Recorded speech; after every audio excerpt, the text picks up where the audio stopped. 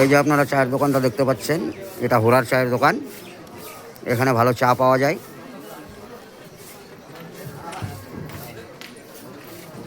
এখানে মুড়িও পাওয়া যায়।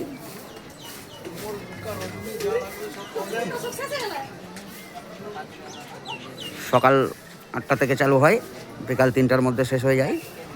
এখানে পাওয়া যায় মুড়ি।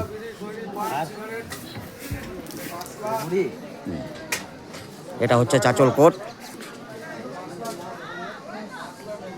চাচল কোটে আসবেন, দেখে যাবেন। এটা হচ্ছে কোটে আসার রাস্তা।